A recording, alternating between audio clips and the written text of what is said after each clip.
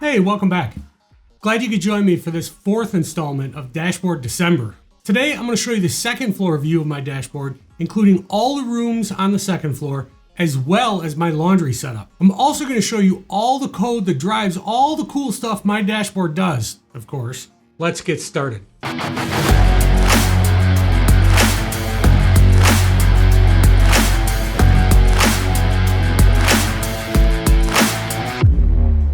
If this is the first video in the series that you found, I highly recommend watching the series from the beginning.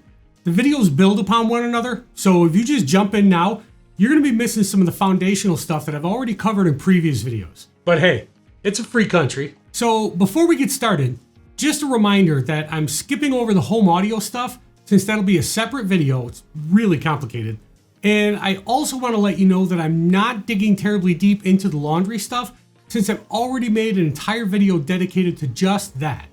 I'll throw a link to that in the description, but let's get on with it. Here's the main page of my dashboard. Today we're going to focus on second floor. The layout is similar to the previous layouts that you've seen. I start with a vertical stack, and then the first card is a mushroom title card to put the word second floor on there.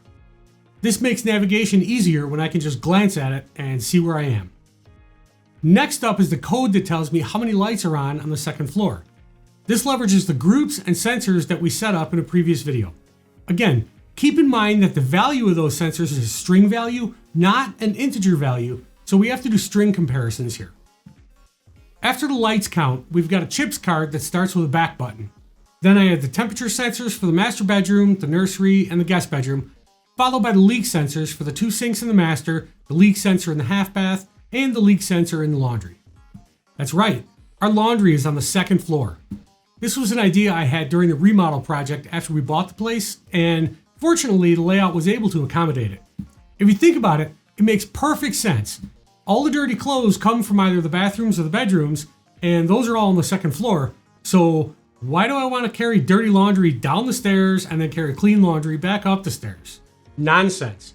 Just put the washer and dryer on the same floor as the dirty clothes. Problem solved. Anyway, just like the rest of the leak sensors, these are green with a water off icon if there's no leak, and if there's a leak, they switch to a red water icon. Next up, we've got a horizontal stack.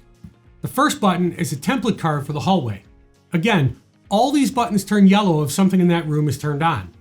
Since there are multiple lights in the hallway, I check each of the four things for the icon color, and the hold action uses the call service turn off to turn them all off.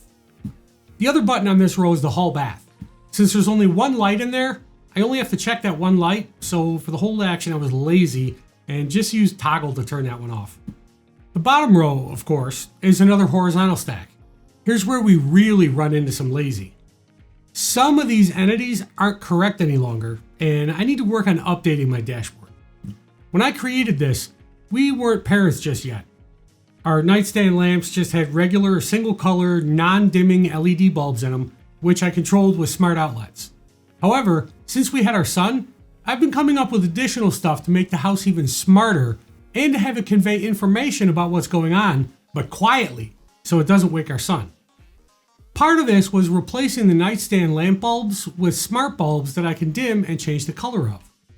This dashboard still has the old outlet entities in it though, because as any new parent can tell you, there's not a great deal of free time to go around when they're teeny tiny. So, more about some of those baby-friendly automations in a future video, but they're really cool and you won't want to miss that one. After the master suite comes the nursery. We've got a ceiling light and a floor lamp in here, so we'll check both of those to color the icon and use call service to turn them off when I hold the button. Last up is the guest bedroom, and there's only a light for the main ceiling light, so not much to see there. Next, let's dig into the hallway. Here's the washer and dryer display, which both my wife and I just love. Again, I already made an entire episode dedicated to how to get that set up, so we aren't going to dig a whole lot into the nitty gritty since it's pretty involved. But if you have a newer LG washer and dryer with Wi-Fi, you really need to do this. It's awesome. So we'll start with a vertical stack, the same as many of my views, and then add the title card for upstairs hallway. Next is a back chip, and then the leak sensor for the laundry. Same. Green water off when it's dry, and red water if it's not. Now, just as a side note, I do use all these leak sensors for more than just pretty displays on the dashboard. I bought a Zeus Titan water shutoff valve, so if any of these leak sensors get wet, I have an automation that shuts off the water and sends me a TTS notification to all sorts of stuff. Google Nest Minis, my phone, my wife's phone, just about everything you can think of will blow up and yell at me that there's a water leak. I mean, a water leak is kind of a big deal, am I right? After the chips, we get into the buttons. First up on the top row are the hallway lights. This is a template card with some code to turn it yellow if the light's on. Same for the chandelier right next to it, as well as the laundry closet and the linen closet right below. Then comes the home audio stuff and the code for the cards for washer dryer. Here you can kind of get an idea why these are broken out into their own dedicated videos. There's a lot of stuff to cover in there. Those three things take up over 75% of the code for this one view.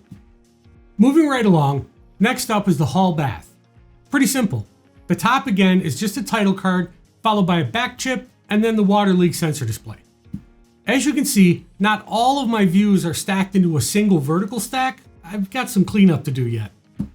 The next row is a horizontal stack that's pretty simple and just has the template cards for the buttons for the light and the fan. My bathroom fans are automated so that if the light has been on for more than 2 minutes, I'm gonna assume you did more than just number one, so I'm gonna run the fan for an hour. On to the master suite. There's a lot of stuff in here. It starts off the same way. Vertical stack, title card to put master suite on the view, then a back chip, followed by the temperature and humidity for both the bedroom and the bathroom. Now, the master bath fan not only uses that 2-minute automation, but in addition to that, I also leverage the humidity sensor to figure out when we're taking a shower, and then run the fan until the humidity drops back down to within 10 points of the humidity level in the bedroom. Works great, but automations are a different video. After the temperature and humidity sensors, there are 2 leak sensors, one under each of our sinks in the double vanity. Below all that is a horizontal stack, and here you can see that I've updated the dashboard with the bulb for my wife's lamp with the smart bulb. You can tell because it has the dimmer bar as well as the color palette button. Now, I've got a lot of ideas of things to do with that, including turning it on red when the baby gets out of the crib on his own, but again, that'll be a different video.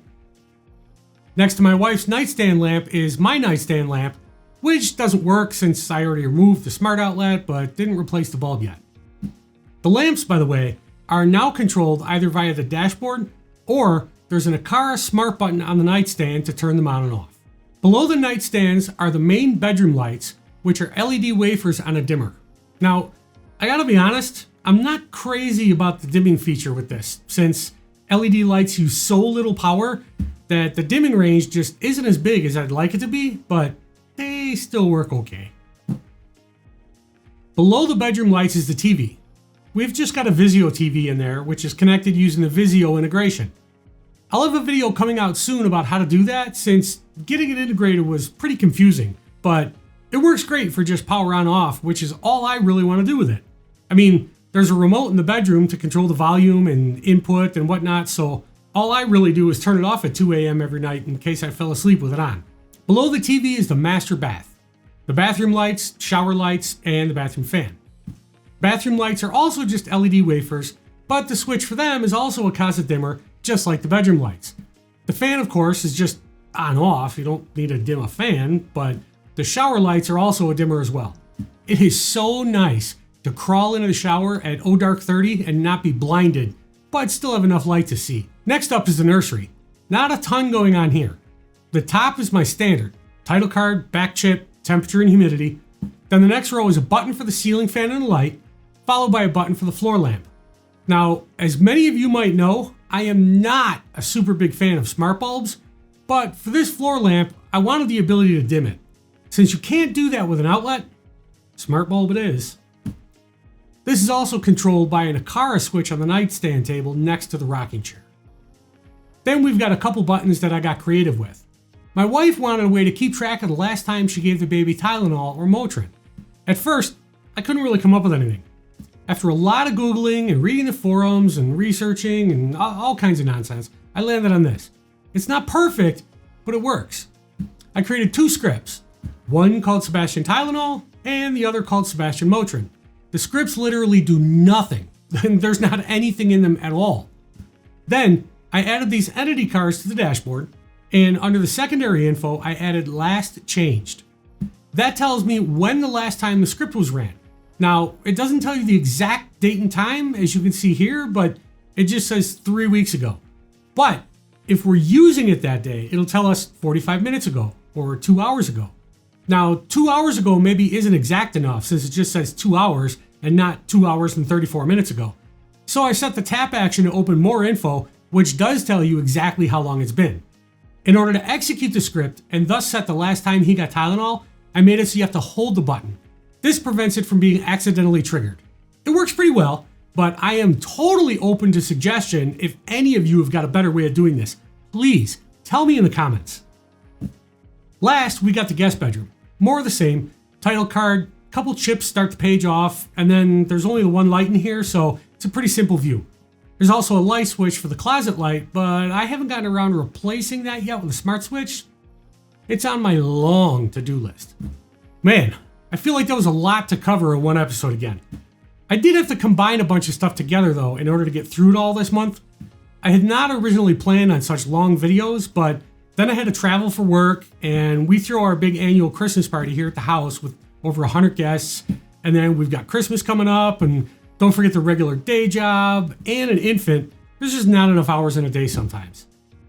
Next episode, I'll cover the basement config, including my office here where I film all these videos, and then we'll cover the exterior. After that, we really only have the security view and the information view to cover. I've already made separate videos on the Wi-Fi, environment, and batteries views, and again, the home audio will be a different video. So 3 more videos maybe? We'll see how it all shakes out. But be sure to subscribe and ring that stupid little bell if you want to be notified when I release the rest of the videos in this kick-ass series. Now, if you'd like to be able to download the code from all these videos, as well as get early access to ad-free videos, access to the FHT Discord channel, free t-shirts, and a whole lot more, I invite you to consider supporting the channel by becoming a patron. These YouTube videos are free and will always remain free, so any help you'd like to contribute towards my efforts of getting cool stuff to check out and explore and explain for you guys is really appreciated. I'd just like to take a minute and say thank you to all my current patrons. You guys are the best. If you'd like to join them, there's a link in the description. I hope you enjoyed this video. I hope you liked this episode's t-shirt. Can't wait for my wife to see it. And I hope I was able to show you something new and give you some ideas to improve your dashboard. Thanks for watching, and until next time, go automate something, will ya?